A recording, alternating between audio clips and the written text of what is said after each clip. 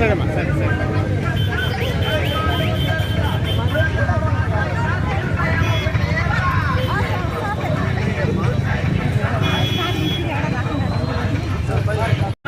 కొంచెం ఫాస్ట్గా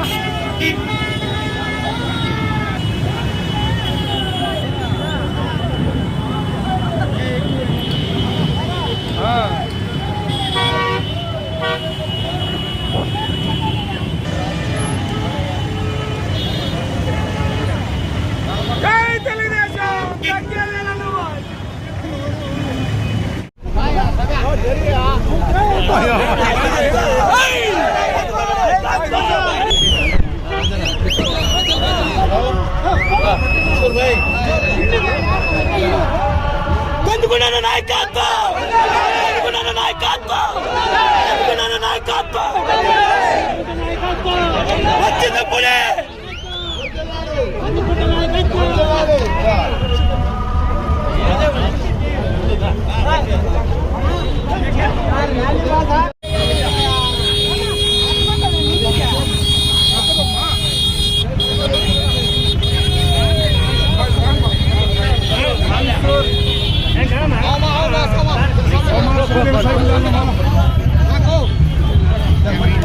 మీరు పక్కకు వస్తే వాళ్ళు ఎంపీటీసీ రమాదేవిని ఎంపీటీసీ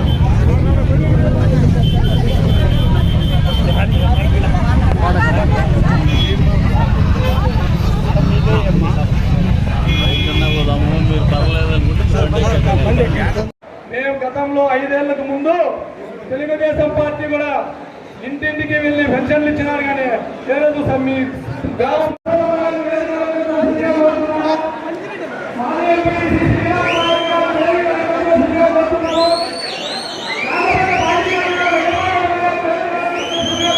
కోరుతున్నాం, తీరుతామని చెప్పి ఈ సభాముఖంగా తెలియజేస్తున్నాం. అమ్మఒడేమి వాళ్ళ అకౌంట్ పడే విధంగా ఏ రాజకీయ నాయకుడితో సంబంధం లేకుండా వాళ్ళ అకౌంట్ 500 పడే విధంగా మన పార్టీలోకి రావడం అధికారం కాదని ఆధ్వర్యంలో వాళ్ళు పార్టీలోకి చేరుతున్నారు. వారికి అందరికీ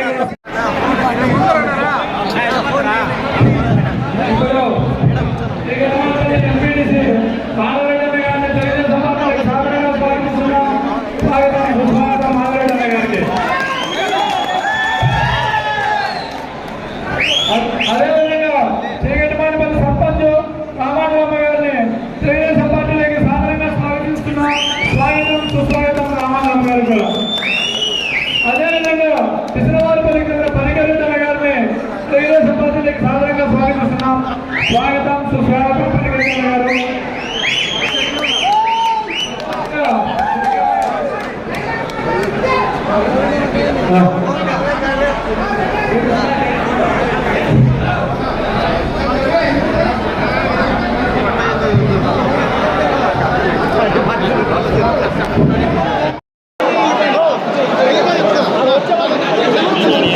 ఈరోజు ఈ సమావేశానికి ఎన్నికొండ వెంకటేశ్వర గారికి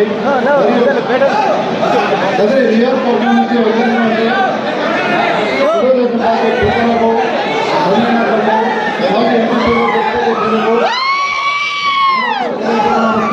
మరియు పట్టణ మండలం నుంచి వచ్చేటువంటి తెలుగుదేశం పార్టీ సభ్యులందరికీ నమస్కారంలో. ఈరోజు ముఖ్యంగా ఈ సమావేశం పార్టీలో పనిచేశాను.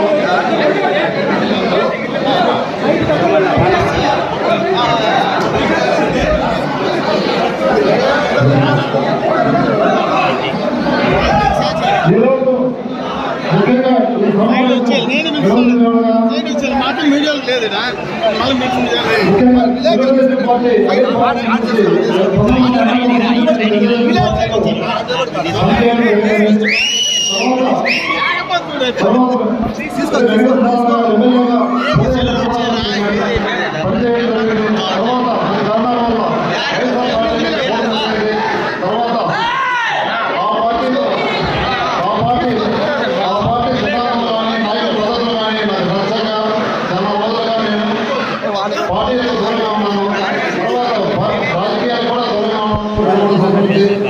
మరియు చంద్రబాబు నాయుడు గారి సిద్ధాంతాలు అతని పార్టీ విధానాలు నచ్చి ముఖ్యంగా చంద్రబాబు ప్రసాద్ గారికి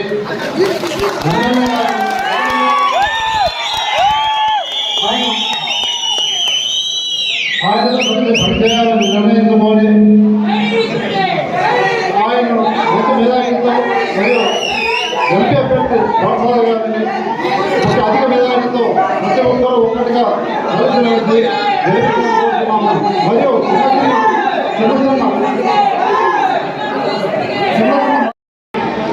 తనకల్ మండల తెలుగుదేశం పార్టీ నాయకులకు కార్యకర్తలకు అలాగే జనసేన పార్టీకి బోధి అందించినటువంటి మండలం ఇది. తనకల్ మండల జనసేన కార్యకర్తలకు తనకల్ మండలం బీజేపీ కార్యకర్తలందరికీ శిరస్సు నమస్కరిస్తున్నాను. మామూలుగా ఈశ్వరుడు చెప్పినారు కొంతకాలం నేను వైసీపీలో వచ్చినానని. మేము కూడా కొంతకాలం వైసీపీలో వచ్చినాం. వైఎస్ఆర్ కాంగ్రెస్ పార్టీ విధానాలు ఎట్లుంటాయంటే ప్రతి మండలంలోనూ ఎంచుకుంటారు. ఒక 5 లక్షల్లో 10 లక్షల్లో ఈజీగా ఖర్చు పెట్టగలిగే వ్యక్తులు ఎవరు అని చెప్పి ఎంచుకుంటారు. ఎంచుకునేసి మన పల్లెలు చెప్పుకుంటారు పీటకి గిరాక అంటారు. పీటకి గిరాకని అట్లాంటి పోయి అంటిస్తారు వాళ్ళు. ఫస్ట్ మీకు మంచి పేరు ఉంది, మీకు అట్లుంది ఒట్లుంది అని చెప్పి ఓళ్ళు కొండెక్కిచ్చేస్తారు పీకేటి వాళ్ళు వచ్చి. మళ్ళీ వాళ్ళు ఫైండ్ ఎవరో పెద్ద ఆయన చెప్తాడు పార్టీని ఎవరు చాలా ఉంది, పార్టీని గుర్తించింది, నేను ఆ స్థాయికి తీసుకోవడం ఈ స్థాయికి తీసుకోవడం అని చెప్పి నవ్వు పెట్టిస్తారు. స్టేజ్ మీద 2 డజన్ల నాయకులు రెడీ చేసేస్తారు. అవునా చూస్తారా లేదు? నవ్వు పెట్టి మనం రుద్దుకొని గొప్పవాల్సిందే, మన తోలు పోతుంది తప్పితే మనకు వచ్చే బహుమానం ఏముంటుందని చెప్పి తెలుసుకోవడానికి చాలా టైం పడుతుంది.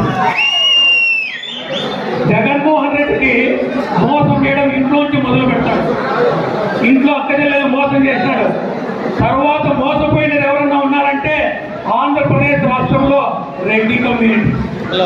రెడ్డి కమ్యూనిటీని సేతిగాల కింద జమ కట్టాడు కానీ ఎక్కడ ఆయన విలువించిన దాఖలాలు. అందుకే ఇవాళ రెడ్డి కమ్యూనిటీ లీడర్లు అందరూ కూడా బయటికి ఎందుకు వస్తున్నారంటే విషయం బోధపడింది కాబట్టి. మామూలుగా 2019లో ఒక హక్కిచ్చి ఒక సెల్ఫీ ఫోటో ఇప్పించాడు. మళ్ళీ 2024 మధ్యలో ఎవరికి అపాయింట్మెంట్ చూడవు. ఎందుకంటే ఆయన నవయుగ నీరో చక్రవర్తి. ఆయన సామాన్యులు ఎవరు ఏదైనా ఒక రాజకీయ పార్టీ ఓటుకు 5,000 10,000 ఇచ్చే సిద్ధపడతానంటే ఎంత అక్రమంగా సంపాదించడం మీరు గుర్తుపెట్టుకోండి. ముందు రోజులు ఏం చేశారని చిన్న చిన్న పూకప్పాలు చేసేవాళ్ళు. ఇప్పుడు స్టైల్ మారింది. ప్రభుత్వానికి ఉన్న ప్రధాన ఆదాయం అన్నది ఏంటో తెలుసా? ఏంటి? మీకు తెలియని ఇంకో ప్రమాదకరం ఉంది. కదిరి తర్వాత అత్యధికంగా బాధపడుతున్న మండలం గంజాయి పండేది తనకల్లే. కదిరి క్రైమ్ వెనకాల గంజాయి ఉంది. గంజాయి నుంచి వచ్చే రూపాయి కూడా అడిగిపోతుందంటే తాడేపల్లి ప్యాలెస్ పోతుంది.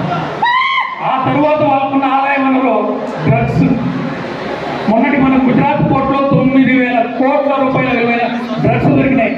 విజయవాడలో ఒక కంపెనీకి అవి డిస్పాచ్ అవుతున్నాయి. ఆ కంపెనీ అవుతాయంటే వైసీపీ మొన్న దొరికినది 27,000 కోట్ల విలువైనటువంటి డ్రగ్స్. ఇవి కూడా దీని మూలాలు ఎక్కడ ఉన్నాయంటే వైసీపీలో ఉన్నాయి. 1,000 కోట్ల అక్రమ సంబంధ డ్రగ్స్ గంజాయి మందుతో సంపాదించుకుంటూ మళ్ళీ దాన్ని వెదజల్లి మళ్ళీ అధికారంలోకి రావడానికి వైఎస్ఆర్ కాంగ్రెస్ పార్టీ ప్రయత్నం చేస్తారు.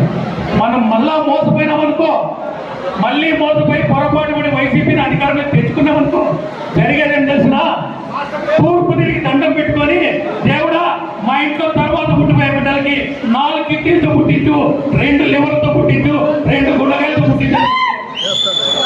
జగన్మోహన్ రెడ్డి పాదయాత్ర చేసుకుంటామని ఆయన చేయాల్సింది పాదయాత్ర కాదు, మరొకసారి ఓదార్పు యాత్ర చేయాలి.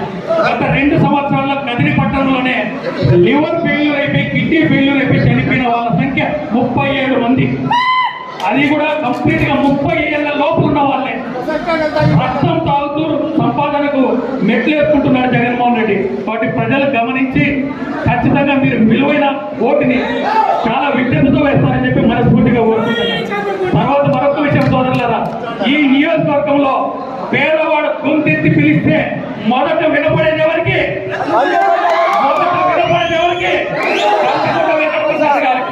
పేదవాడి గొంతు అర్ధరాత్రి పేదవాడు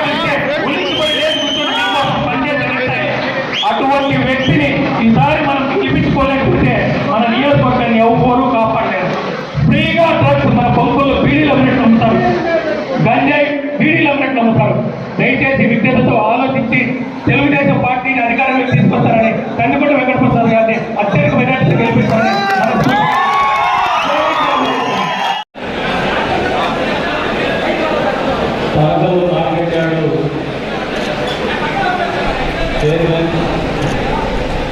సోదరుడు నాగిరెడ్డి ఈశ్వరరెడ్డి గారు తన పదవికి రాజీనామా చేసి వైఎస్ఆర్సీపీ పార్టీ రాష్ట్ర సభ్యత్వానికి రాజీనామా చేసి ఈ రోజున తెలుగుదేశం పార్టీలో చేస్తున్నటువంటి సందర్భంగా నిర్వహిస్తున్నటువంటి ఆత్మీయ సమావేశానికి విచ్చేసినటువంటి తెలుగుదేశం పార్టీ కుటుంబ సభ్యులకి, అదేవిధంగా వేదిక మీద ఉన్నటువంటి తెలుగుదేశం పార్టీ నాయకులకు పదే పదే వాల్మీకి అధినేత అని చెప్పి చెప్తున్నారు. ఈరోజు రేపు ఆయన తెలుగుదేశం పార్టీ రాష్ట్ర కార్యదర్శిగా ఆయన కూడా ఉంటాడు. మాకు సంబంధించి ఆయన రాష్ట్ర కార్యదర్శి పదవి వస్తుంది. ఆయనకు శంకరన్న మిగతా రాష్ట్ర కమిటీలో.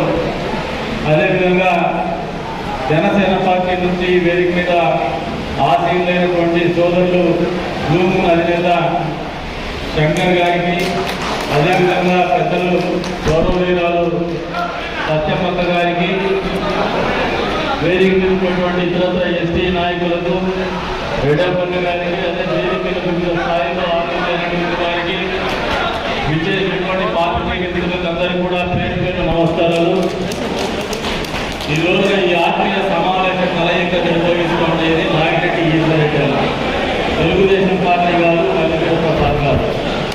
ఆయన సొంతంగానే ఒక చొరవ తీసుకొని ఈ రాష్ట్రంలో మళ్ళీ చంద్రబాబు నాయుడు గారు అధికారంలోకి రావాలా, ముఖ్యమంత్రి కావాలా, అధోగతి పాలైనటువంటి అభివృద్ధిని కానీ, అధోగతి పాలైనటువంటి సంక్షేమాన్ని కానీ, పేద ప్రజలు ఇబ్బంది పడుతున్నటువంటి అరాజక పరిపాలన కానీ చర్మగీతం పాడాలా, తన మీద ఆలోచన చేసి తీసుకున్నటువంటి చొరవకు, ఒక ఉన్నతమైన వ్యక్తిత్వానికి కదిరి తెలుగుదేశం పార్టీ తరఫున, రాష్ట్ర తెలుగుదేశం పార్టీ తరఫున మనస్ఫూర్తిగా అభినందనలు తెలుపుతున్నాను, కృతజ్ఞతాభివందనాలు తెలుపుతున్నాను. అదే రకంగా తెలుగుదేశం పార్టీలోకి గతంలో కూడా ఉన్నారు. మమ్మల్ని 10 ఏళ్ల క్రితం ఎమ్మెల్యేగా ఎన్నిక రావడంలో ప్రధానంగా పోషించినారు. మళ్ళీ కూడా ఈసారి 2024 ఎన్నికల్లో మరొకసారి ఆయన ప్రధానంగా పోషించాలనే ఆలోచనతోనే పార్టీలోకి వస్తున్నటువంటి సందర్భంగా ఆయనకు మనస్ఫూర్తిగా అభినందనలు, ధన్యవాదాలు కూడా తెలుపుతాను.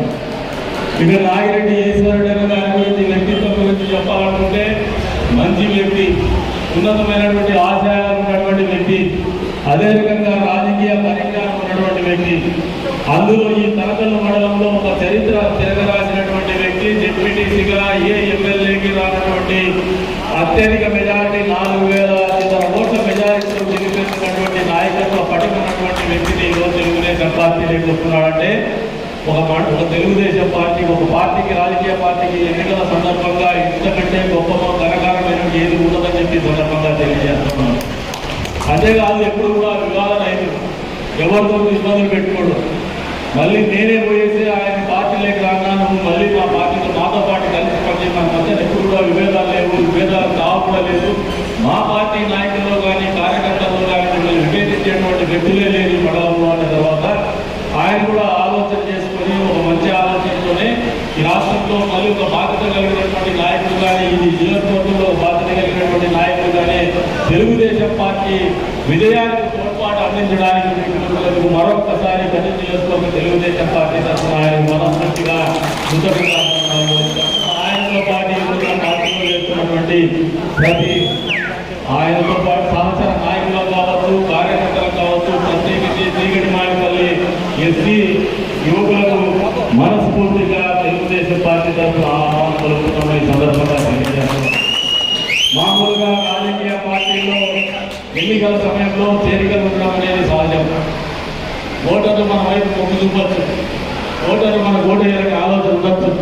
కానీ సమర్థవంతంగా ఎన్నికలు నిర్వహించుకోవడం అనే ప్రక్రియకి సమర్థవంతమైనటువంటి నాయకత్వం అనేది చాలా ప్రాధాన్యత పోషించుకుంటున్నది వాస్తవానికి వీళ్ళందరూ గ్రహించుకుంటున్నారు. సమర్థవంతమైన నాయకులు మన పార్టీలో ఉండొచ్చు, వాళ్ళ పార్టీలో ఉండొచ్చు. సమర్థవంతమైనటువంటి నాయకత్వం కానీ, అభినందనీయమైనటువంటి నాయకత్వం కానీ, సహజంగా నాయకత్వ లక్షణాలు ఉన్నటువంటి నాయకుల్ని ఎప్పుడు కూడా తెలుగుదేశం పార్టీ మనస్ఫూర్తిగా హక్కులు చేసుకుంటుంది, గౌరవిస్తుంది. అదే రకంగా ఆ రకమైనటువంటి నాయకత్వ లక్షణాలు ఉన్నటువంటి యువతను ఎప్పుడు కూడా పెద్ద ఎత్తున మనస్ఫూర్తిగా అభినందిస్తుంది. తీర్చిదిద్దేటువంటి ఒక యూనివర్సిటీ తెలుగుదేశం పార్టీ కూడా ఈ సందర్భంగా తెలియజేస్తా ఉన్నాను. అంతేకాదు గడిచిన 10 సంవత్సరాల కాలంగా నేను చేసినటువంటి ఒక పొరపాటు, ఒక ఎన్నికలు నిర్వహించుకునేటప్పుడు ఒక నాయకుడికి చాలా ఉన్నతంగా పెట్టుకొని చాలా బాధ్యతగా ఇన్ని లక్షల కుటుంబాల జీవితాలు ముడిపడి ఉన్నాయనే ఆలోచనతో ఎన్నికల్లో పాల్గొనాల్సినటువంటి పరిస్థితుల్లో ఆడపరిచి ఒక ఎన్నికల్లో తప్పిద చేసి తెలుగుదేశం పార్టీ ఓటమి నేను ప్రధాన ముద్దాయింది. ఆ రోజు నుంచి ఈ రోజు వరకు కూడా ఈ 10 సంవత్సరాల కాలంలో అనునిత్యం కూడా పోరాటాలు చేస్తూనే ఉన్నాం. ఏ మాత్రం ఆశ లేకుండా ఆశతో మాత్రమే నా వెంట కూడా చాలా మంది వెంటున్నారు. అందులో స్థానికంగా చీకటిమానపల్లి గ్రామంలో ఉన్నటువంటి కోటిరెడ్డి సామాన్యమైనటువంటి రైతు కుటుంబంలో ఉండి రైతుగానే ఉంటూ కూడా ఆయన నేను పిలవంగానే ముందుకు వచ్చేసి మాతో పాటు ఏ మాత్రం అనుభవం లేకపోయినా సహృదయంతో మా కష్టాల్లో మాకు పోరాడే ఉన్నాడు. ఈ రోజు వరకు కూడా అదే స్థాయిలో ఎవరైనా ఇంకొక నాయకుడు మేము 10 ఏళ్ళు కష్టపడ్డాము, 10 ఏళ్ళ తర్వాత ఇంకొక నాయకత్వం వస్తుందంటే మామూలుగా అడ్డు చెప్పడము, ఈ చెప్పడము, లేదంటే అబద్ధతాభావంతో మాట్లాడటము జరుగుతుంది. కానీ కోటిరెడ్డి అన్న మామూలుగా రైతులకు ఉన్నటువంటి సున్నితమైనటువంటి మనస్తత్వంతో పాటు పెద్ద మనసులో కూడా మాకు పార్టీ బలోపేతమైన ప్రాధాన్యత. ఈశ్వరరెడ్డి అన్న మళ్ళీ పార్టీ లేకపోతే ఖచ్చితంగా చీకటిమానపల్లి కాదు ఈ మండలంలో కూడా పార్టీ బలపడుతుందని మనస్ఫూర్తిగా నన్ను కూడా ప్రోత్సహించినటువంటి కోటిరెడ్డి అన్న పార్టీ ఎప్పుడు కూడా తీసుకోలేదని చెప్పేసి కష్టాల్లో ఉన్నటువంటి నాయకులతో ఆలోచన చేసుకోండి. మీ పట్ల పార్టీకి ఎప్పుడు చిన్న చూపులు, మీ పట్ల ఎప్పుడు కూడా గౌరవం తగ్గదు. ఈ రోజున ఇప్పుడు మీకు ఒకసారి గమనించుకుంటే వేదిక మీద చాలా మంది కొత్త వచ్చినారు, మేము కింద కూర్చున్నామనే బాధతో కూడా కొద్దిమంది నాయకులు ఉంటుంది. అటువంటి ఆలోచన రానివ్వండి. ఎందుకంటే ఇది మన సమావేశం, మన పార్టీ యొక్క ముఖ్య ఉద్దేశం మనం ఎన్నికల్లో పోతున్నాం. ఎన్నికల సమయంలో గెలవాల్సినటువంటి బాధ్యత మనందరి మీద ఉంది. కొత్తగా వచ్చేటువంటి నాయకత్వం, సమర్థవంతమైన నాయకత్వం ఏ రకమైన పరిస్థితుల్లో, ఎటువంటి పరిస్థితుల్లో ఉన్నా, ఏ స్థాయిలో ఉన్నా అప్పుడు చేసుకుని వాళ్ళని గౌరవించి మనతో పాటు మన గెలుపులో భాగస్వామ్యం చేయాల్సినటువంటి బాధ్యత మనందరి మీద ఉందని చెప్పేసి మీరు గ్రహించుకోమని చెప్పేసి చెప్తున్నారు. మీ గౌరవానికి కానీ మీ స్థానానికి కానీ ఎప్పుడు కూడా అభద్రతాభావం మండలేని రానివ్వదని చెప్పేసి కూడా ఈ వేదిక నుంచి కోరుతా ఉంటాం. ఎందుకంటే కొత్త పాతల కలయిక అనేది ఎప్పుడు కూడా నిరంతరంగా జరుగుతున్నటువంటి ప్రక్రియ రాజకీయం. ఎప్పుడు కూడా ఇది ఒక నదీ ప్రవాహం, కొత్త నీరు వస్తూ ఉంటుంది. ఆ పరిస్థితులను బట్టి ఆ రోజు ఉన్నటువంటి ఆ పరిస్థితులను ఆలోచన చేసుకొని కొంతమంది సమర్థవంతమైనటువంటి నాయకులు, బాధ్యత కలిగినటువంటి నాయకులు ప్రతిపక్ష పార్టీలను గెలిపించాలా. ఈ రాష్ట్రంలో మళ్ళీ అధికార మార్పిడి జరిగితేనే రాజకీయ పార్టీలకు కూడా వాళ్ళు దగ్గర పెట్టుకుని పనిచేస్తారని గుర్పాఠం చెప్పాలనే ప్రక్రియలో భాగంగానే ప్రతిపక్ష పార్టీలను ఆదరించేటువంటి కార్యక్రమాలు ఉంటాయి. కాబట్టి అర్థం చేసుకోమని చెప్పేసి కోరుతా ఉన్నారు. నాయకుడు ఏదైనా మాటలు గోవిందని పిలిచాం. అదే రకంగా ఇంకా 10 మంది సారీడా మాకు వాళ్ళు స్వపక్షంలో విపక్షం అని చెప్పేసి గతంలో మాట్లాడినాం. కానీ వాళ్ళు ఎప్పుడు పాపం స్వపక్షంలో విపక్షం కాదు, ఏమన్నారు సమర్థవంతమైన నాయకత్వాన్ని ఎప్పుడు కూడా ఎంతటి ఉండడం అనేది ఒక ప్రక్రియ. నాయకులు ఉండాల్సినటువంటి లక్ష్యం. ఎప్పుడు వాళ్ళ గురించి మాకు తక్కువ చూపు కానీ చిన్న చూపు కానీ లేదు, ఎప్పుడు గౌరవిస్తూనే వస్తున్నాం. మరి ఎందుకనో కానీ ఆడపడినారో లేదంటే ఏమన్నారో తెలియదు. కానీ వాళ్ళకు ఈరోజు మళ్ళీ ఈ రోజున పార్టీ కార్యక్రమంలో పాల్గొన్నది వాళ్ళు కూడా మనస్ఫూర్తిగా అభినందిస్తామన్న భవిష్యత్తులో మీ గౌరవానికి భంగం ఎక్కడ కూడా వాటిల్లని చెప్పేసి కూడా తెలియజేస్తాను. ఎందుకంటే మీరు 10 ఏళ్ల రాజకీయం ఒకసారి ఆలోచన చేసుకోండి. ఈ 10 ఏళ్ల కాలంలో కొత్త నియోజకవర్గం ఏర్పడింది. 15 ఏళ్ల కాలంలో కొత్త నియోజకవర్గం ఏర్పడిన తర్వాత పథకాల మండలం 10 నియోజకవర్గానికి వచ్చింది. అంతకుముందు నల్లబాడ నియోజకవర్గంలో ఉండేది. మీకు ఈ కొత్త నియోజకవర్గం ఏర్పడిన నుంచి ఎమ్మెల్యేగా నేనే ఉన్నా, తర్వాత తెలుగుదేశం పార్టీ ఇన్ఛార్జ్గా నేనే ఉన్నా. ఆ పక్క దాదాపు 3 మారేశారు. మీతో పాటు మాత్రం నేనే ఉన్నా. ఇది వాస్తవంగా అది మీరు ఆలోచించారు. అంతేకాకుండా మళ్ళీ ఒక చరిత్ర మనం సృష్టించబోతున్నాం. గెలిచినామా ఓడినామా పక్కన పెడితే ఒక నియోజకవర్గం ఆవిర్భావం నుంచి మళ్ళీ ఆ నియోజకవర్గం కొత్త రూపురేఖలు సంతరించుకునే వారు కూడా ఒకటే నాయకుడు, ఒకటే పార్టీలో రాజకీయం చేయగలిగినాడంటే ఒక చరిత్ర. అంతేకాదు కదిరి నియోజకవర్గానికి ఒక ప్రత్యేక చరిత్ర. కదిరి నియోజకవర్గంలో ఎవరు ఇంతవరకు ఈ రకమైన రాజకీయం చేయలేదు. మనం కష్టాలు వచ్చినా ఓటములు వచ్చినా ఇబ్బందులు వచ్చినా మన మీద కేసులు పెట్టినా అక్రమ కేసులు మనాయించినా ఎక్కడ కూడా మొక్కబోని ధైర్యంతోనే ఈ రోజు వరకు కూడా తెలుగుదేశం పార్టీ సిద్ధాంతాన్ని పురిగొల్చుకొని ముందు పోతున్నాం. కానీ ఎదురు ఎప్పుడు చూడలేదు, ఎప్పుడు కూడా ఇబ్బందుల పారిపోలేదనేది వాస్తవం మీరు అందరూ గ్రహించుకోవాలి. ఇంత దూరం ప్రయాణం చేస్తాం. దీంట్లో వెనుకబడిన వర్గాల వాళ్ళ పాత్ర ప్రధానంగా ఉంటుంది. తెలుగుదేశం పార్టీ పటిష్టతలు కావచ్చు, సంస్థాగతంగా కావచ్చు, ఎప్పుడు కూడా వెనుకబడిన వర్గాల వాళ్ళు, బలహీన వర్గాల వల్ల అన్నదండుగానే వెన్నుదండుగానే ఈ పార్టీ ఆవిర్భావం జరిగింది. ప్రతిపక్షంలో ఉన్నప్పుడు చాలా కష్టం ఉంటుంది, ఆర్థికపరమైనటువంటి సమస్యలు కూడా ఉంటాయి. కానీ మానవ హక్కుల పరంగా కావచ్చు, హ్యూమన్ రిసోర్సెస్, మానవ వనరుల పరంగా కావచ్చు, ఎప్పుడు కూడా తెలుగుదేశం పార్టీకి ఇబ్బంది ఉండదనేది ఈ నియోజకవర్గ తెలుగుదేశం పార్టీ ప్రస్థానం గడిచిన 15 సంవత్సరాల్లోనే ఒక ఉదాహరణ కూడా మనం అందరం గ్రహించుకోవాలి. ఎప్పుడు కూడా జెండా కిందపడేయకుండా తెలుగుదేశం పటిష్టత కోసం పోరాడేటువంటి కార్యకర్తలే తెలుగుదేశం పార్టీ బలం. తెలుగుదేశం పార్టీ సిద్ధాంతం ఒంట్లో ఎక్కించుకున్నటువంటి వాడు ఎవరు కూడా పార్టీని ఎప్పుడు కూడా వదిలిపెట్టుకోడు. అంతేకాదు, ఈ రోజున ఒకసారి మీరందరూ గమనిస్తే మళ్ళీ తెలుగుదేశం పార్టీ ఈ రాష్ట్రంలో అధికారం చేపట్టబోతోంది 2024 అనేది వాస్తవాన్ని ప్రజాపరంగా తెలియజేస్తున్నాను. మళ్ళీ చంద్రబాబు నాయుడు గారు ఈ ఆంధ్రప్రదేశ్ రాష్ట్ర చరిత్రలో మళ్ళీ ఒక చరిత్ర సృష్టించబోతున్నాడు. అత్యధిక కాలం పాటు అనేక సార్లు పలుసార్లు ముఖ్యమంత్రిగా పనిచేసినటువంటి ఏకైక నాయకుడిగా చరిత్రలో నిలవబోతున్నారు చంద్రబాబు నాయుడు గారు అనేది వాస్తవాన్ని సందర్భంగా తెలియజేస్తున్నారు. పార్టీల పుట్టుక కూడా ఆలోచన చేసుకోండి, వచ్చినటువంటి నాయకులు కూడా ఆలోచన చేయండి. తెలుగుదేశం పార్టీ అనేది ఈ రాష్ట్రంలో ఒక చరిత్ర సృష్టించింది 1923లో నందమూరి తారక రామారావు గారి ఆలోచనతో, ఆయన ఆవేశంతో.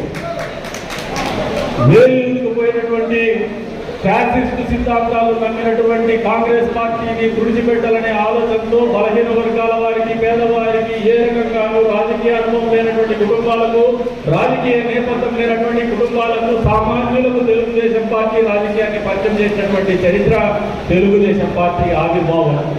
అదే మీరు ఒకసారి గమనిస్తే అందుకనే ఇన్నేళ్ళైనా కూడా చెప్పు చెదరని పార్టీ సంస్థాగతంగా ఉంది తెలుగుదేశం పార్టీ. అంటే ఆయన ఆశయం హృదయంతో సత్సంకల్పంతో చేసినటువంటి ఆశయం కాబట్టి ఈ రోజు కూడా తెలుగుదేశం పార్టీ బలంగా ముందుకు పోతామంటే ఎన్ని ఒడిదుడుకులుతున్నాయనేది వాస్తవాన్ని మీరు అందరూ గ్రహించుకోవాలి.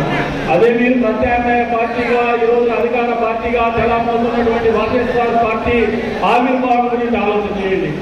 ఒక వ్యక్తికి అధికారం పట్టబెట్టల్లా జగన్మోహన్ రెడ్డిని ముఖ్యమంత్రి చేయాలనే ఆలోచనతో పుట్టించేదే వైఎస్ఆర్సీపీ పార్టీ అనేది వాస్తవాన్ని మీరు అందరూ గ్రహించుకోండి.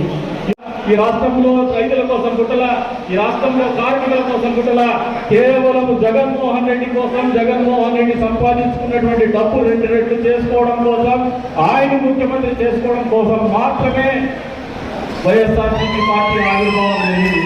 మరి ఇటువంటి బలహీనమైనటువంటి పునాదుల మీద నిర్మింపబడినటువంటి వైఎస్ఆర్సీపీ పార్టీ భవితవ్యమేందో 2024 జూన్ 4వ తారీఖు తేలబోతోందనేది వాస్తవం. ఒక చరిత్రలో నిలిచిపోబోతోంది జూన్ 4వ తారీఖు అనేది కూడా వాస్తవంగా తెలియజేస్తా ఉన్నాను. ఎందుకంటే తెలుగుదేశం పార్టీ 2 సార్లు ఓడిపోయినా, 3 సార్లు ఓడిపోయినా అట్లే నిలబడింది. వైఎస్ఆర్సీపీ పార్టీ ఒకసారి ఓడిపోయింది అధికారం రాకుండా. మామూలుగా ప్రాంతీయ పార్టీలు ఏదైనా పార్టీ పెట్టిన తర్వాత వెంటనే అధికారం రాకపోతే ఆ పార్టీ ఆర్థికంగా బలహీనపడిపోయి, సంస్థాగతంగా బలహీనపడిపోయేసి అది మట్టిలో కలిసిపోయేటువంటి పరిస్థితులు ఉంటాయి. చరిత్రని మీరు ఒకసారి చూస్తే అవన్నీ కూడా చరిత్రనే చెప్తా ఉన్నాయి. నేను ప్రస్తావించండి కదా ఆ పార్టీల గురించి, ఒక ప్రాంతీయ పార్టీ గురించి.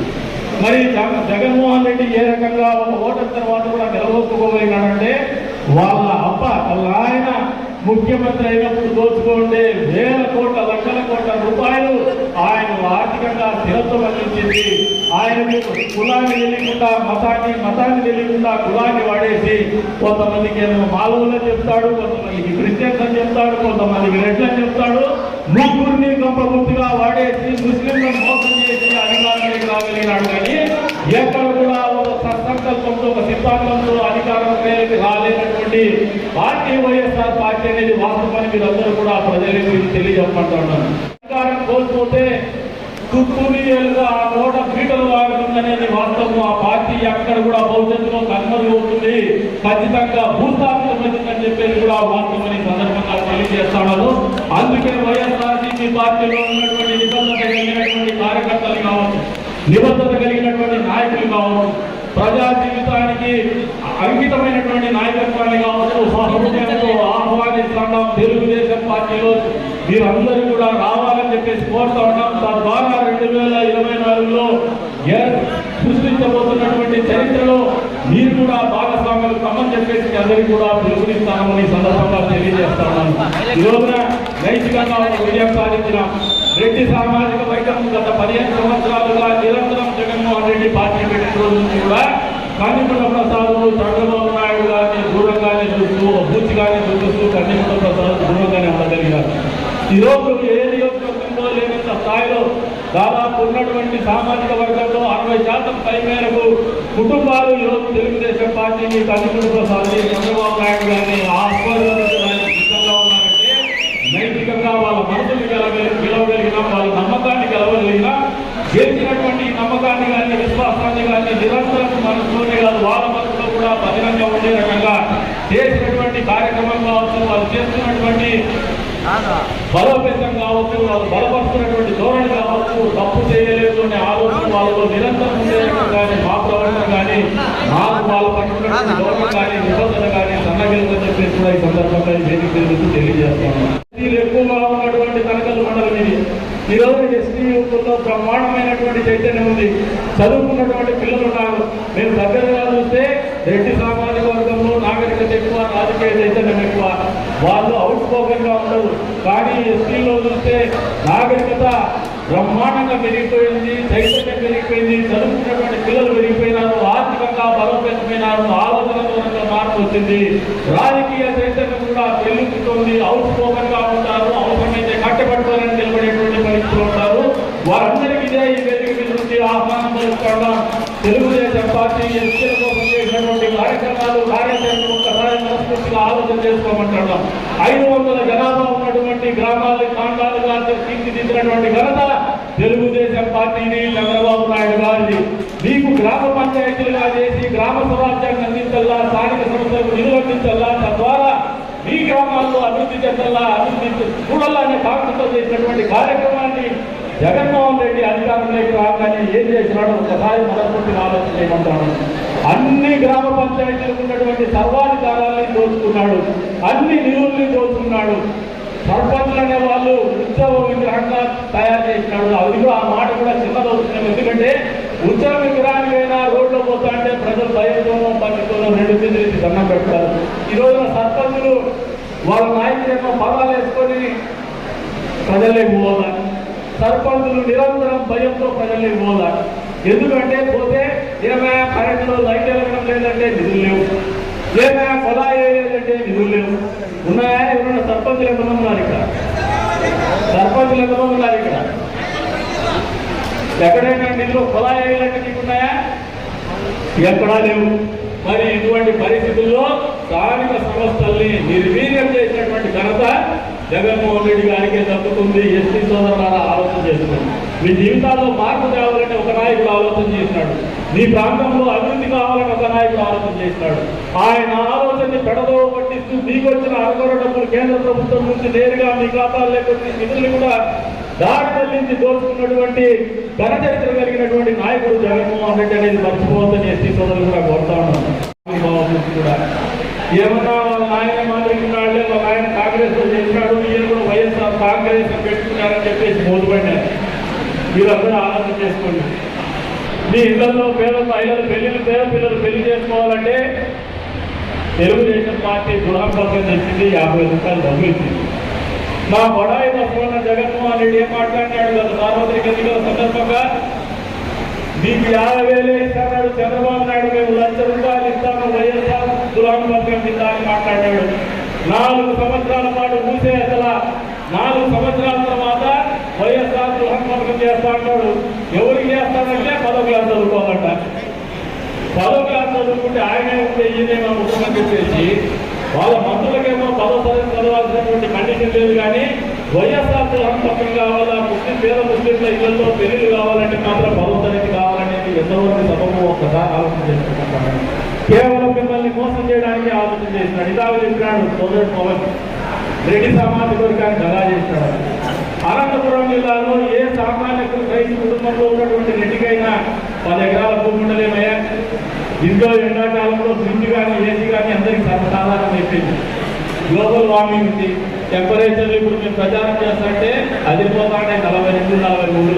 మరి ఇటువంటి పరిస్థితుల్లో ఇళ్లలో ఎవరైనా కూడా కొద్దిపాటు 10 ఎకరాల భూమి ఉన్నటువంటి సామాన్యమైన రైతు వాళ్ళ పిల్లలు ఎక్కడో బయటకు పోయి ఉద్యోగాలు చేసుకుంటే 4 డబ్బులు ఇస్తే ఒక ఏసీ పెట్టుకుంటానో, ఫ్రిడ్జ్ పెట్టుకుంటానో, మోటార్ సైకిల్ పెట్టుకుంటానో 10 ఎకరాల భూమి అంటే పైసలు కాదు. ఇంకా రెడ్డి సామాజిక వర్గాన్ని మోసం చేయకి ఏం చేసినాడో జగన్మోహన్ రెడ్డి ఒకసారి ఆలోచన చేసుకుంటారు. తెలుగుదేశం పార్టీ అధికారంలోకి వచ్చిన తర్వాత ఖచ్చితంగా మొన్నటి రోజున చంద్రబాబు నాయుడు గారు కూడా ఒప్పించినామని చెప్పేసి కూడా ఈ సందర్భంగా తెలియజేస్తా ఉన్నాను. 10 ఎకరాల భూమి అనేది కానీ ఆంక్షలు కానీ రెడ్డి సామాజిక వర్గంలో కూడా మిలించబోమని చెప్పేసి కూడా ఈ సందర్భంగా తెలియజేస్తా ఉన్నాను. పేద కుటుంబాలు ఉన్నటువంటి రెడ్డి సామాజిక వర్గాలందరికీ కూడా పెద్దలు కానీ సంక్షేమం కానీ అందించేటువంటి కార్యక్రమం నిరాటకంగా జరగబోతోందని చెప్పేసి కూడా ఈ సందర్భంగా తెలియజేస్తా ఉన్నాను. కుటుంబాలను ఆలోచన చేస్తున్నారు. పోయినసారి ఒంటెత్తుకోబడితే వెళ్ళిపోయినారు. ఈ రోజున అర్చకులు అత్యంతలు చల్లే కంటే మంత్రాలు పఠించే కంటే జగన్మోహన్ రెడ్డిని దూషించేది ఎక్కువగా ఉంటున్నారు. సాక్షాత్తు తిరుపతి దేవస్థానం ప్రధాన అర్చకులు రమణ దీక్షితులు గారు భుజాన్ని వేసుకొని జగన్మోహన్ రెడ్డి గారిని వచ్చినారు. ఆయనకు దూరం పెట్టిందేమో, ఆయన జరిగిందేమో. ఈ రోజున ఏడకుండా ఎడుతున్న రమణ దీక్షితులు గారి ఓటు 7 కోట్ల వాడే తీర్చాల్సిన పరిస్థితి వచ్చిందని చెప్పేసి కూడా ఈ సందర్భంగా తెలియజేస్తున్నాను. ఈ రకంగా ఈ రాష్ట్రంలో ఉన్నటువంటి అన్ని వర్గాల వారిని మోసం చేసినటువంటి ఘనత జగన్మోహన్ రెడ్డికి దక్కుతుంది. యువత ప్రత్యేకించి ఆలోచన చేసుకోండి.